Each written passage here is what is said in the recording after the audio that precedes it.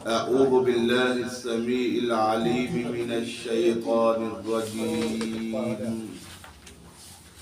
من همزه ونفخه ونفسه بسم الله الرحمن الرحيم. جیسا کہ آپ کو بتایا ہے شروع میں کہ اس صورت میں بنیادی موضوع جہاد اور قتال فی سبیل اللہ کی فضیلت اور اس کا مقام و مرتبہ ہے. تو پیچھے یہی بات چل رہی تھی کہ اللہ تعالیٰ نے اپنے رسول کو ہدایت اور سچے دین کے ساتھ مبعوث فرمایا تاکہ اس دین کو باقی تمام ادیان پر غالب کر دے. اگرچہ مشرک اس بات کو ناپسند کرے. تو اگلی آیت کریمہ میں اللہ رب العزت نے اہل ایمان کو مخاطب فرمایا ہے. فرمایا یا ایھا الذین آمنوا، اے وہ لوگوں جو ایمان لائے ہو، هل ادلکم، کیا میں رہنمائی نہ کروں تمہاری، علی تجارہ، ایک ایسی تجارت پر، تنجیکم من عذاب علیم، جو تم کو نجات دے دے دردناک عذاب سے. تو کیا ہے وہ تجارت؟ فرمایا تؤمنون باللہ ورسولہ، تم اللہ پر ایمان لاتے ہو، ورسولہ، اور اس کے رسول پر، وتجاہدون، اور تم جہاد کرو، فی سبیل اللہ، اللہ کی راہ میں، باموالکم، اپنے مالوں کے ساتھ، وانفسکم، اور اپنی جانوں کے ساتھ، ذالکم خیر لکم، یہ بہتر ہے تمہارے لیے، ان کنتم تعلمون، اگر تم جان لو. یا انداز یہ ہے کہ هل ادلکم، میں تمہیں ایسی تجارت نہ بتاؤں، رہنمائی نہ کروں. یہی بات سورۃ توبہ میں بھی اللہ رب العزت نے ایک اور انداز سے بیان فرمائی.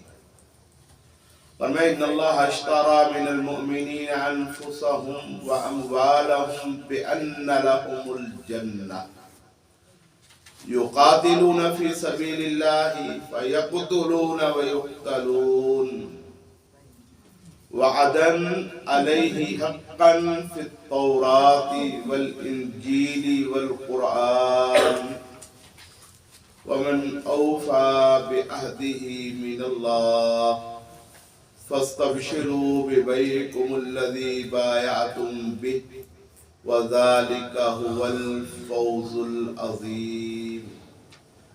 ان اللہ اشترى، یقیناً اللہ رب العزت نے خرید لیا ہے اہل ایمان سے، انفسہم و اموالہم، ان کی جانوں اور ان کے مالوں کو، بان لہم الجنہ، اس بدلے میں کہ ان کے لیے جنت ہے. یقاتلون فی سبیل اللہ، وہ کرتے کیا ہیں؟ وہ قتال کرتے ہیں اللہ کی راہ میں، فیقتلون ویقتلون، مارتے بھی ہیں مرتے بھی ہیں، قتل کرتے بھی ہیں قتل ہوتے بھی ہیں. تو یہ جو تجارت ہے اور یہ جو کاروبار ہے، یہ جو خرید و فروخت ہے، فرمایا کہ ایسے نہیں ہے کہ بغیر ثبوت کے اور منہ زبانی معاہدہ ہو گیا. فرمایا نہیں، وعدا علیہ حقا فی التوراۃ والانجیل والقرآن، یہ سچا وعدہ ہے، اللہ کا وعدہ ہے اور سچا وعدہ ہے، اور زبانی بھی نہیں ہے. تورات میں بھی لکھا ہوا ہے، انجیل میں بھی لکھا ہوا ہے، اور قرآن میں بھی لکھا ہوا ہے. اس کے باقاعدہ تحریری معاہدہ ہے، ڈاکومنٹس ہیں، تحریر ہے. تورات میں بھی موجود ہے، انجیل میں بھی ہے، اور قرآن میں بھی.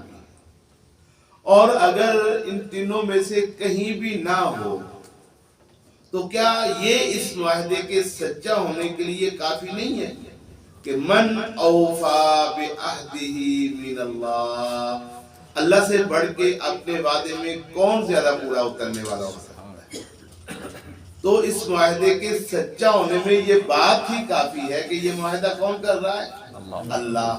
اور اللہ سے بڑھ کے اپنے معاہدے میں زیادہ وفادار اور پورا اترنے والا تو کوئی نہیں ہوتا۔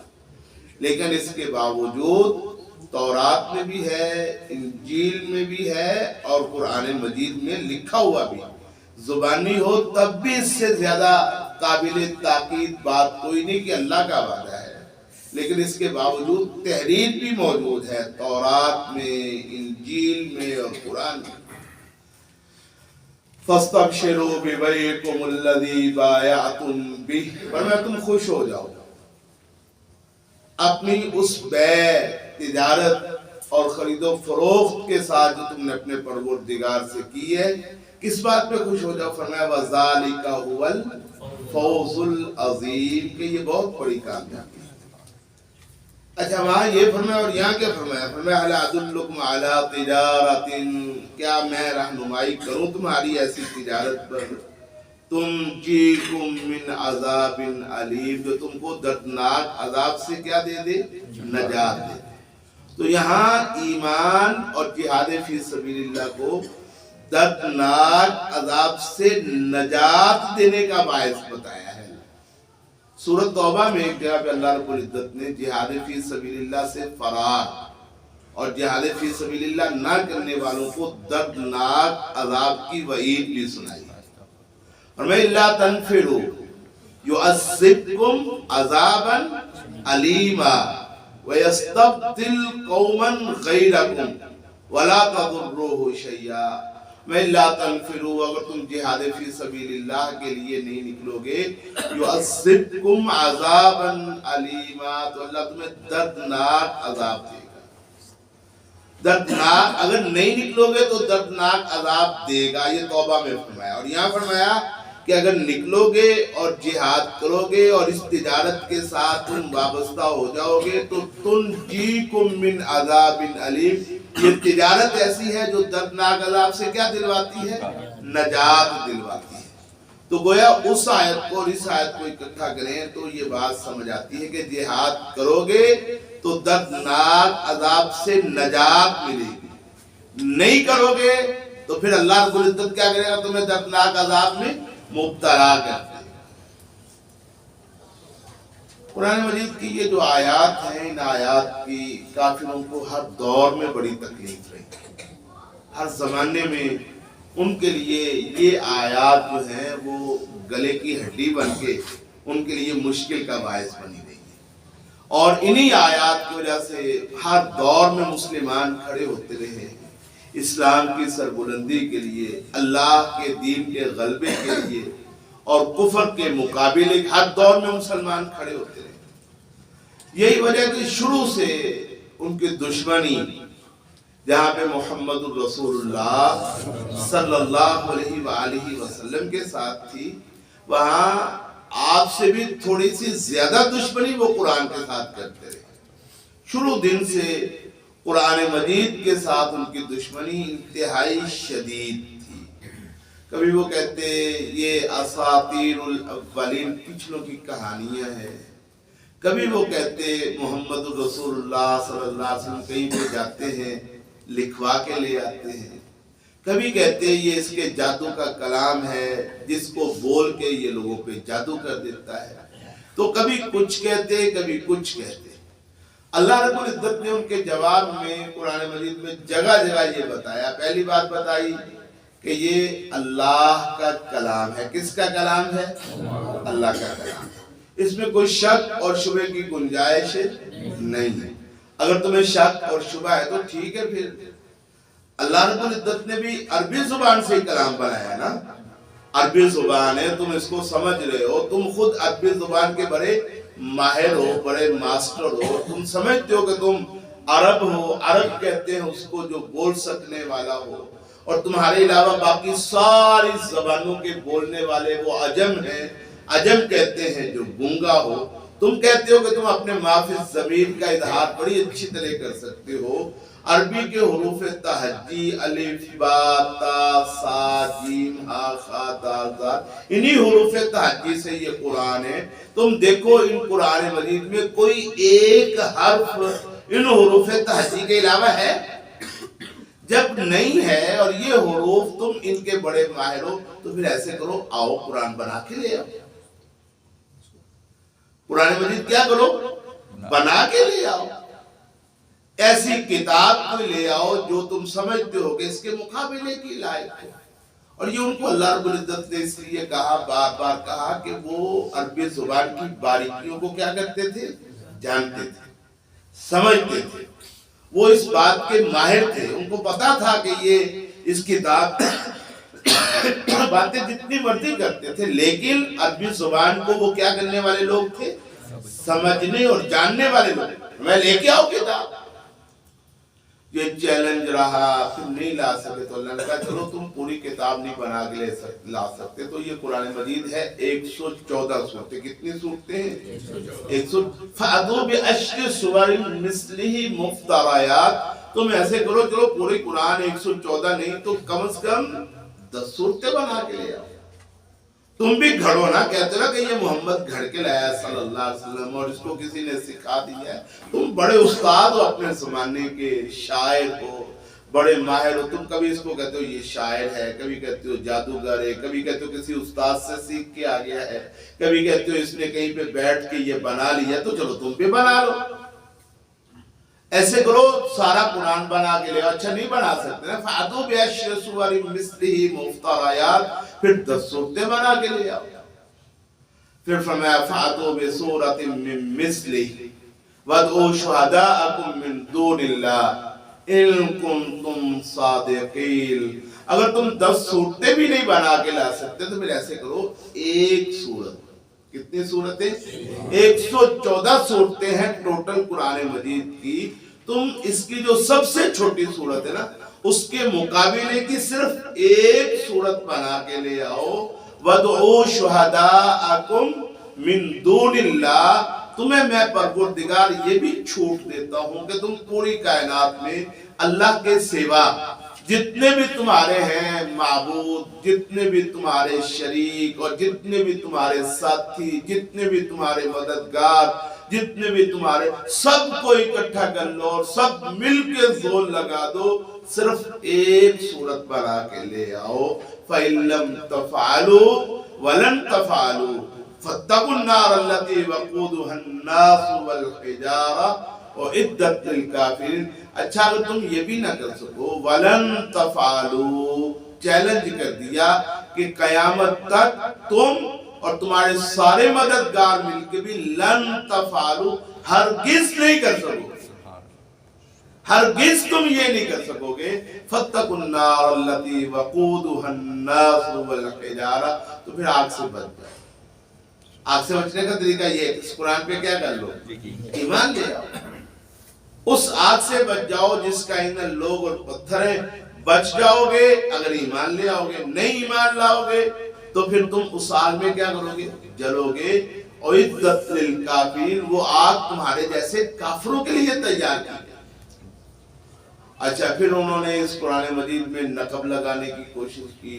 اللہ رب العزت نے صاف قرآن مجید میں ارشاد فرما دیا کہ یہ کتاب ہم نے نازل کی ہے، تورات اور انجیل والا معاملہ یہاں پہ نہیں ہے، وہ بھی نازل ہم نے کی تھی لیکن ان کی حفاظت کی ذمہ داری ہم نے اٹھائی نہیں تھی، جس کی وجہ سے لوگوں نے اس میں اپنے دخل اندازیاں کی۔ لیکن یہ قرآن اِنَّا نَحْنُ نَزَّلْنَا الذِّكْرَ وَإِنَّا لَهُ لَحَافِظُونَ، اس قرآن کو نازل کرنے والے ہم ہیں اور اس کی حفاظت کرنے والے بھی ہم خود۔ تم اس میں کوئی معنوی تبدیلی کرنا چاہو قیامت تک ہو سکتی، تم اس میں کوئی الفاظ کی تبدیلی کرنا چاہو وہ بھی قیامت تک ہو سکتی، تم اس میں کوئی زبر زیر پیش کی تبدیلی کرنا چاہو وہ بھی تمہارے بس کا روگ نہیں، تم اس کو محو کرنا چاہو دماغوں سے، تم اس کو ختم کرنا چاہو، اس کے وجود کو، جیسے تورات جو ہے اس وقت دنیا میں موجود نہیں ہے، انجیل اپنی اصل صورت میں اس وقت دنیا میں موجود نہیں ہے، لیکن یہ قرآن کی حفاظت کی ذمہ داری ہماری ہے۔ قیامت تک ہم اس کی کیا کریں گے؟ حفاظت تم اس کو محو کرنا چاہو، اس کو ختم کرنا چاہو تو یہ بھی کر سکتے ممکن نہیں۔ جب انہوں نے دیکھا کہ نہ تو ہم اس کا مقابلہ کر سکتے ہیں اور نہ اس کو ختم کر سکتے ہیں، نہ اس میں کوئی معنوی تحریف کر سکتے ہیں، نہ اس میں کوئی لفظی تبدیلی کر سکتے ہیں، جو کرتے ہیں پکڑی جاتی ہے۔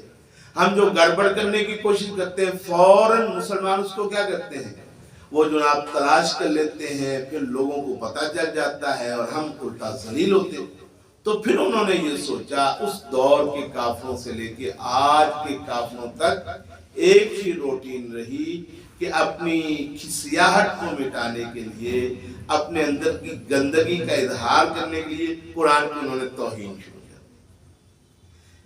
الزام کیا لگایا کہ یہ قرآن کفر کے خلاف لڑائی کی ترغیب دیتا ہے، جہاد فی سبیل۔ حالانکہ جہاد فی، آپ نے پیچھے بڑی تفصیل سے پڑھ کے آئے ہیں کہ جہاد بھی اللہ رب العزت انہی کے ساتھ کرنے کا حکم دیتا ہے جو مسلمانوں کے ساتھ کیا کرتے ہیں، لڑائی کرتے ہیں۔ وگرنہ جو سلو کرنے والے ہیں، جو اپنی زندگی کا ٹیکس دے کے رہنے والے ہیں، اللہ رب العزت کہتا ہے کہ ان کے ساتھ نیکی کرنے میں تمہیں کوئی رکاوٹ ہے نہیں، تم ان کے ساتھ نیکی کرو، ان کے ساتھ اچھا سلو۔ ہاں جو لڑے پھر لڑو۔ تو صرف اتنی بات پہ انہوں نے قرآن مجید کو مورد الزام بنا کے پھر جناب گستاخی اور توہین اور پھر یہ سلسلہ مسلسل چلتا آیا۔ اب بھی یہی کیفیت ہے۔ کافر آپ دیکھ لیں، کبھی کبھار جناب کبھی فرانس کوئی بکواس کر دیتا ہے، کبھی سویڈن کوئی کر دیتا ہے، کبھی نیدرلینڈ کوئی کر دیتا ہے، کبھی کوئی اور ملک، کبھی کوئی اور ملک۔ یورپ سارے کا سارا اس گندگی میں مبتلا ہے۔ وہ قرآن مجید کی توہین کرتے ہیں، گستاخی کرتے ہیں، اپنی گندی ذہنیت کا اظہار کرتے ہیں، کبھی اس کو پھاڑتے ہیں، کبھی اس کے اوراق کو ٹائلٹ ٹیشو کے طور پہ استعمال کرتے ہیں، کبھی اس کو گندگی میں وہ ملانے کی کوشش کرتے ہیں۔ لیکن قرآن آج تک افق پہ اسی طرح چمک رہا ہے جیسے آج سے 1400 سال پہلے چمک رہا ہے۔ فرق صرف اتنا ہے کہ اس دور کے جو مسلمان تھے وہ اس قرآن کی عزت اور غیرت کے لیے میدان میں اترتے تھے۔ نتیجہ یہ نکلتا تھا کہ اسلام بھی غالب تھا، قرآن بھی غالب تھا۔ اور آج کے جو مسلمان ہیں وہ کیا کرتے ہیں، ان کو اپنی لڑائیوں سے ٹائم ہی نہیں ملتا، ان کے اپنے رولے ہیں، اپنے جھگڑے ہیں۔ ملک کے ساتھ کیا ہوتا ہے، عوام کے ساتھ کیا ہوتا ہے، اللہ کی کتاب کے ساتھ کیا ہوتا ہے، اسلام کے ساتھ، یہ ان کا مسئلہ ہی نہیں ہے۔ مسئلہ ان کا مسئلہ ہے میری سیاست بچنی چاہیے، میرا یہ صرف پاکستان کا، دنیا میں جتنے بھی مسلمان ملک ہیں سوائے اس کے جس پہ اللہ کا رحم ہے، دنیا کے سارے مسلمانوں کا حال ملتا جلتا ہے۔ ہر مسلمان ملک، اس کے حکمران کیا کرتے ہیں، میری سیاست بچ جائے، میرا اقتدار بچ جائے، میرا جو عیاشی ہے اور میری جو دنیا میں ٹور ٹپا ہے وہ قائم رہے۔ باقی کیا ہوتا ہے اس کا ان کے ساتھ تعلق ہی کوئی نہیں۔ بس یہ مسئلہ ہے۔ وگرنہ اگر آج بھی قرآن مجید کے ان احکام پہ مسلمان عمل کرنا شروع کر دیں، کتنی صاف بات ہے، الا ادلکم علی تجارہ، تمہیں ایسی تجارت نہ بتاؤں تنجیکم، جو نجات دے دے تم کو، من عذاب علیم، دردناک عذاب سے۔ اگر مسلمان اس بات پہ کھڑے ہو جائیں تو اللہ آخرت کی نجات بھی، اور اگلی آیتیں آپ پڑھیں گے اور دیکھیں گے تو اللہ صرف آخرت نہیں، آخرت کے ساتھ ساتھ دنیا کی کامیابی کی بھی کیا دے رہا ہے، گارنٹی اور ضمانت دے رہا ہے۔ افسوس اس بات کا ہے کہ یہ کام کرتا کوئی نہیں، جو کرنے والے ہیں ان کو بھی روک دیا جاتا ہے، ان کو بھی کرنے نہیں دیا جاتا، ان کو بھی بقوت اور بزور اس کام سے کیا کر دیا جاتا ہے، روکا جاتا ہے۔ کرنے والا ہے کوئی نہیں۔ پوری امت مسلمہ اس وقت خواب غفلت میں پڑی، اجتماعی غفلت ہے، پوری امت کی غفلت ہے اور پوری دنیا کے مسلمانوں کی غفلت ہے، جس کی وجہ سے آج یہ ضرورت ہو رہی۔ کبھی سویڈن کچھ کر دیتا ہے، کبھی نیدرلینڈ کوئی کر دیتا ہے، کبھی فرانس کر دیتا ہے۔ وقتی طور پہ ہم ابھرتے ہیں جیسے پانی میں ابالا آتا ہے، جیسے وہ 7 اپ کی بوتل میں تھوڑا نمک ڈال دو تو کیا آتا ہے، اس کو ابالا آتا ہے، ایک آتا ہے، فوراً ہی کیا ہو جاتا ہے، وہ ٹھنڈا ہو جاتا ہے۔ بالکل ہماری وہ کیفیت۔ اور میں یا ایھا الذین آمنوا، اے وہ لوگوں جو ایمان لائے ہو، هل ادلکم، کیا میں رہنمائی کروں تمہاری، علی تجارت، ایسی تجارت پر، تنجیکم، جو تم کو نجات دے دے، من عذاب علیم، دردناک عذاب سے۔ عذاب دردناک آخرت کا ہوتا ہے، ٹھیک ہے نا، لیکن دنیا کا بھی تو عذاب دردناک ہوتا ہے کہ نہیں ہوتا؟ ذلت، کیا یہ دردناک عذاب نہیں ہے؟ رسوائی، کیا یہ دردناک عذاب نہیں ہے؟ اچھا پھر یہ معاشی مسائل جو اس وقت پوری دنیا کے مسلمانوں کو درپیش ہیں، کیا یہ دردناک عذاب نہیں ہے؟ اسی طرح کافروں کے ماتحتی قبول کرنا اور جناب IMF کے سامنے تلے اور منتیں کرنا، کیا یہ دردناک عذاب نہیں ہے؟ تؤمنون باللہ ورسولہ، تم ایمان لاؤ اللہ کے ساتھ اور اس کے رسول کے ساتھ، وتجاہدون فی سبیل اللہ، اور تم جہاد کرو اللہ کی راہ میں، بِأَمْوَالِكُمْ، اپنے مالوں کے ساتھ، وَأَنفُسِكُمْ، اور اپنی جانوں کے ساتھ۔ جہاد فی سبیل اللہ میں دونوں کاموں کا اللہ نے کیا کیا ہے؟ تعلق اکٹھا بیان ہے۔ جہاں بھی جہاد کا حکم ہوا ہے وہاں مال اور جان دونوں کا کیا کیا ہے؟ تذکرہ اکٹھا کیا ہے۔ وہ جو میں نے آپ کو سورۃ توبہ کی آیت سنائی اس میں بھی مال اور جان دونوں کا کیا کیا ہے؟ ذکر کیا ہے۔ اور یہاں بھی ان اللہ اشتری من المؤمنین انفسهم واموالهم، ان سے جانیں بھی خرید دی اور مال بھی۔ اور یہاں فرمایا تجاہدون فی سبیل اللہ باموالکم وانفسکم، تو اللہ کی راہ میں جہاد کرو اپنے مالوں کے ساتھ اور اپنی جانوں کے ساتھ۔ لیکن ہمارے ہاں پتہ نہیں کیا مسئلہ ہے، ہمارے ہاں صحابہ کرام میں تو ایسے نہیں تھا۔ ہمارے ہاں ایسا ہوتا ہے کہ جہاد کرنے والے لوگ، جہاد کا نام لینے والے لوگ جو مال دیتے ہیں وہ سمجھتے ہیں اب مجھے جانے کی ضرورت نہیں ہے۔ ہوتا ایسے نہیں ہوتا؟ مال دینے والے وقت نہیں دیتے، یہی سے مثال دے دو، بھئی جو پیسے خرچنے والے ہیں وہ کلاس میں آتے ہیں، اور جو کلاس میں آتے ہیں وہ بیچارے پیسے خرچتے ہیں، صاحب لالو آپ کی اتھی لاؤ۔ تو اسی طرح ہمارے ہاں جہاد فی سبیل اللہ میں بھی ایسے ہوتا ہے، جو مال دینے والے لوگ ہوتے ہیں وہ کہتے ہیں کیونکہ ہم مال خرچ کر رہے ہیں اس لیے ہمیں وقت دینے کی یا جان پیش کرنے کی یا قوت دینے کی ضرورت نہیں، اور جو میدان میں نکلتے ہیں قربانی دینے کے لیے، جہاد فی سبیل اللہ میں جانے کے لیے، وہ کہتے ہیں یار جان سے بڑھ کے کوئی چیز ہوتی ہے، ہمیں اب مال لگانے کی ضرورت ہے، ہمیں تو لوگوں کو چاہیے کہ مال دے، ہمیں خود اپنا مال خرچ کرنے کی ضرورت ہے کیونکہ ہم نے ٹائم دے دیا ہے۔ جبکہ صحابہ کرام میں یہ فرق تھا، کیوں بھئی آپ دیکھ لیں صحابہ کرام کو دیکھ لیں، رضوان اللہ علیہم اجمعین کو دیکھ لیں، اللہ کے نبی صلی اللہ علیہ وسلم نے جہاد فی سبیل اللہ کے لیے مال مانگا، کن لوگوں نے خرچ کیا؟ حضرت ابوبکر سارا لے آئے، حضرت عمر آدھا لے آئے، پتہ نا آپ کو، حضرت عثمان بے شمار لے آئے، عبد الرحمن بن عوف بھی اونٹوں کے اونٹ جناب سینکڑوں اونٹ لدے ہوئے لے آئے۔ یہ لوگ ہیں نا جن کا بڑا تذکرہ ہے۔ اور پھر وہ غریب بھی لے آیا جو ساری رات ایک یہودی کے باغ میں ملازمت کرتا رہا اور اس کو کھجوریں ملی، وہ بھی لا کے اس نے کیا کرتی؟ پیش کر دی۔ یہ مال دینے والے بات۔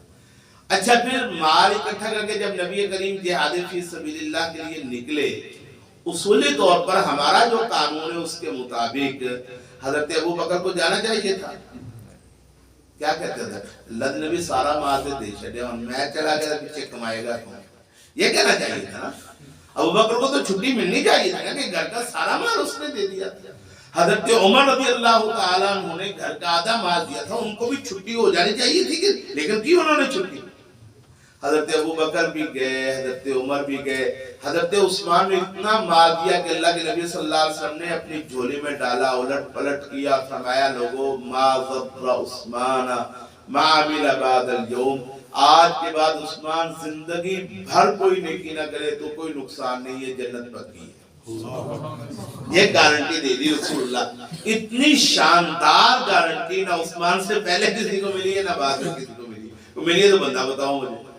اور میں عثمان آج کے بعد کوئی نیکی نہ کرے تو جنت اس کی کیا ہے؟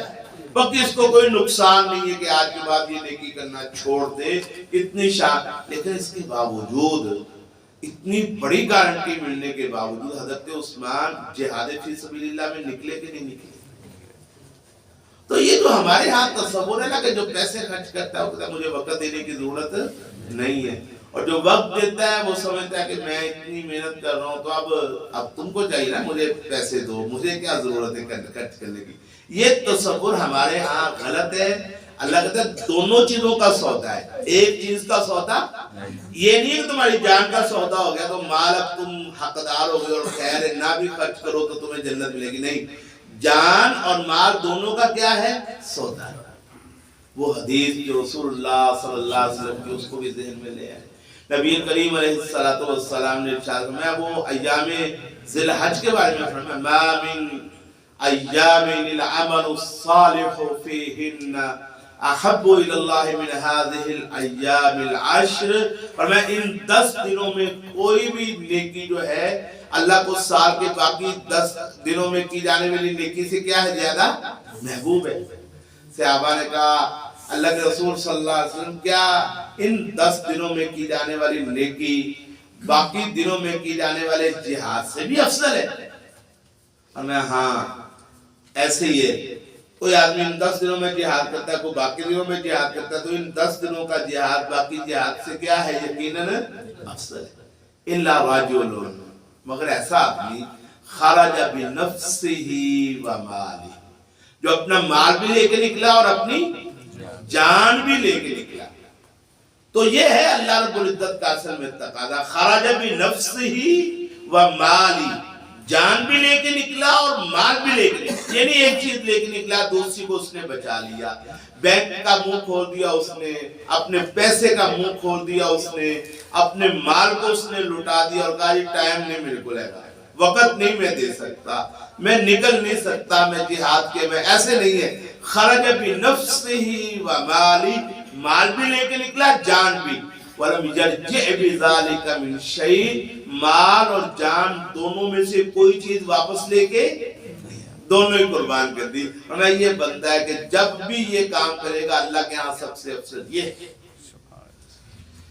فرمایا تؤمنون باللہ ورسولہ، تم ایمان لاؤ اللہ کے ساتھ اور اس کے رسول کے ساتھ، وتجاہدون فی سبیل اللہ، اور تم جہاد کرو اللہ کی راہ میں، باموالکم، اپنے مالوں کے ساتھ، وانفسکم، اور اپنی جانوں کے ساتھ، ذالکم خیر لکم، یہ بہتر ہے تمہارے لیے، ان کنتم تعلمون، اگر تم جانتے ہو۔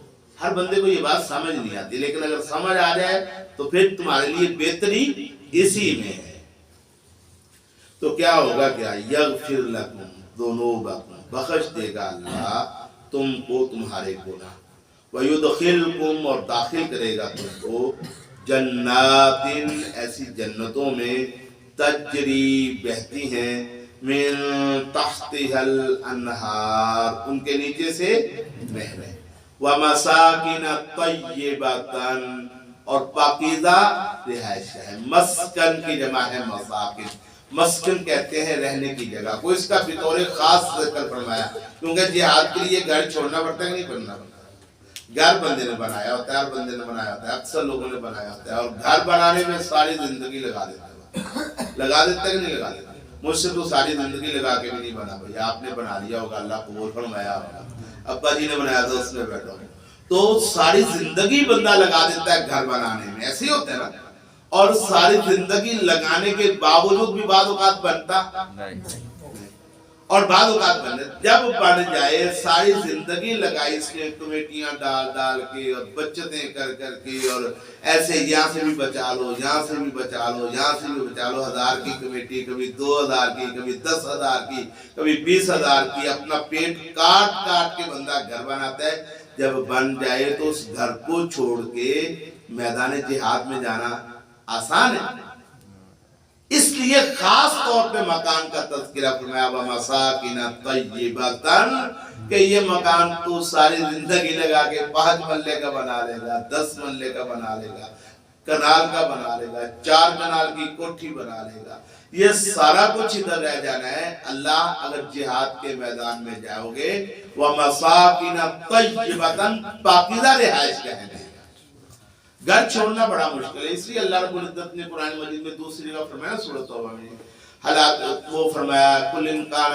آبَاؤُكُمْ وَأَبْنَاؤُكُمْ وَإِخْوَانُكُمْ وَأَزْوَاجُكُمْ وَعَشِيرَتُكُمْ وَأَمْوَالٌ اقْتَرَفْتُمُوهَا وَتِجَارَةٌ تَخْشَوْنَ كَسَادَهَا وَمَسَاكِنُ تَرْضَوْنَهَا أَحَبَّ إِلَيْكُمْ مِنَ اللَّهِ وَرَسُولِهِ وَجِهَادٍ فِي سَبِيلِهِ فتربصوا حتی یأتی اللہ بامرہ، یہاں اور انداز میں فرمایا، وہاں اور انداز میں، اور میں تمہارے والدین، تمہاری اولادیں، تمہاری بیویاں، تمہارے بہن بھائی، تمہارے مکان گھر، تمہاری رہائش گاہیں، تمہارے اور جناب ڈیرے، یہ سارا کچھ اگر زیادہ محبوب ہو جائے اللہ اس کے رسول اور جہاد سے، فتربصوا، تو پھر انتظار کرو، حتی یأتی اللہ بامرہ، حتیٰ کہ تم پہ اللہ کا کیا آ جائے؟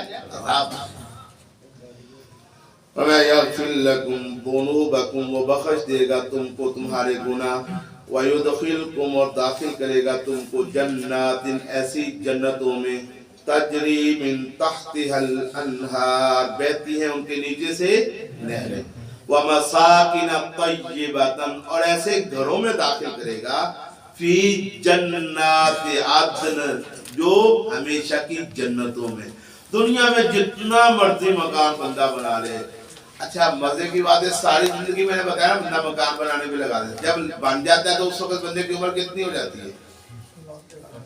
40 سال، 50 سال، 60 سال، تو اس کے بعد جو اس میں رہنے کا ٹائم آتا ہے وہ کیا ہوتا ہے؟ پھر وہ ٹائم پورا ہو جاتا ہے۔ اس وقت جب مکان بن جاتا ہے مرضی کا، پہلے تو بندہ دوسروں کے مکانوں میں رہتا ہے نا، ابا جی کا مکان ہے فلانے کا، جب اپنی مرضی کا بن جاتا ہے، اس نے اپنی مرضی کے مطابق بنایا ہوتا ہے، اس کا واش روم بڑا قریب ہے جناب، اور اس میں نے پتھر بڑا عالیشان لگوایا ہے، واش روم میں 10 لاکھ لگا دیا ہے، اور جناب اس میں جو سیٹ ہے وہ فلاں کمپنی، کہتے ہیں نا لوگ بیان کرتے ہیں ہم نے یہ کر دیا، اور بعض اوقات تو بندے کہتے ہیں آؤ جی مولوی صاحب تم واش روم کھائیے میں بڑا پہلا ہوتے نا ایسے، بڑا شاندار بنا دیا، جب اپنی طبیعت کے مطابق بنا لیا ان ٹائم آ گیا۔ اللہ کہتا ہے وہ جو میں نے تمہارے لیے مکانات رکھے وہاں پہ ٹائم ختم ہونے والا، وَمَسَاكِنَ طَيِّبَةً، اور پاکیزہ رہائش گاہیں ہیں، ان کی خوبی کیا ہے؟ خوبی یہ ہے فی جنات عدن، ہمیشہ ہمیشہ کی جنتوں میں، وہاں سے کبھی تمہیں بے دخل نہیں کیا جائے گا۔ یہاں پہ اگر بندہ چلو ٹائم نہ بھی آئے نہ بھی مرے، تھوڑا لمبا نکال جائے وقت، 100 سال تک 80 سال تک ہو جائے، تو پھر بچے کہتے ہیں بابا جی تسی کھنگ دے بڑے ہو کہ مسیطے رہ کیا کرو، ان کو تھی مسیطے نا تم بسترہ بنا دئیے ذرا اتھی رہ کیا کرو۔ اچھا پھر بھی بابا اگر بہتے ٹیٹ ہوئے تو بہتے ٹائم لگے، بچے صاف ہوں نے آج کل کہنے کہ نہیں کہنے، ابا جی سائن کرو نا مکان تو اڈے پہ ساڑھے کرواتے کہ نہیں کرواتے، وہ صاف کہتے ہیں کہ بھائی اب ساڑھے نال ہوا ہو، ساڑھے ہی کدوں تک لڑتے رہا، وہ پھر بابے کو کہہ رہا ہے ابا جی ساڑھے نال ہوا ہو، لگتا ہے وَمَسَاكِنَ طَيِّبَةً، پاکیزہ رہائش گاہیں ہیں، فی جنات عدن، ہمیشہ کی جنت، وہاں پہ یہ نہیں ہو سکے گا بابا تیرا ٹائم پورا ہو گیا ساڑھے نال ہوا، ایسے نہیں، وہاں پہ ہمیشہ تمہارے لیے۔ ذَلِكَ الْفَوْزُ الْعَظِيمُ، یہ ہے کامیابی بہت بڑی، یہ کامیابی ہے بہت، یہ تو بڑی اصل کامیابی کیا ہے؟ فَمَنْ زُحْزِحَ عَنِ النَّارِ وَأُدْخِلَ الْجَنَّةَ فَقَدْ، جو جنت میں داخل کر دیا اور آگ سے بچ گیا وہ کیا ہو گیا؟ یہ اصل کامیابی نا۔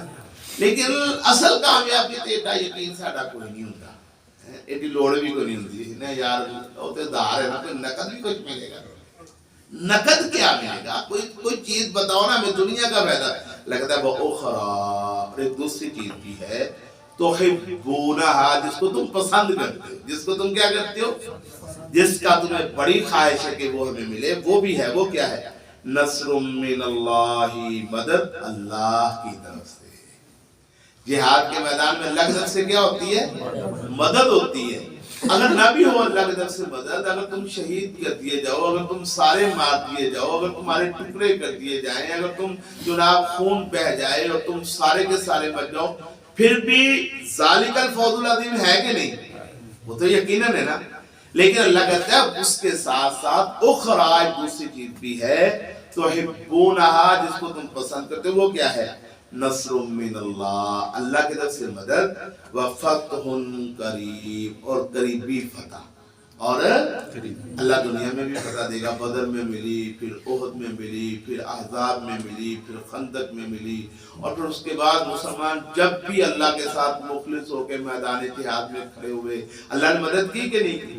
اور میں وہ اخرى اور ایک دوسری چیز تحبونہا جس کو تم پسند کرتے ہو، نصر من اللہ مدد ہے اللہ کی طرف سے، وفتح قریب اور قریبی فتح ہے، اور قریبی اللہ بہت جلد فتح عطا فرماتا ہے، وبشر المؤمنین اور مومنوں کو کیا دے دو؟ خوشخبری۔ اللہ سے دعا ہے اللہ رب العزت سمجھنے کی عمل کرنے کی توفیق دے۔ وآخر دعوانا ان الحمد للہ رب العالمین۔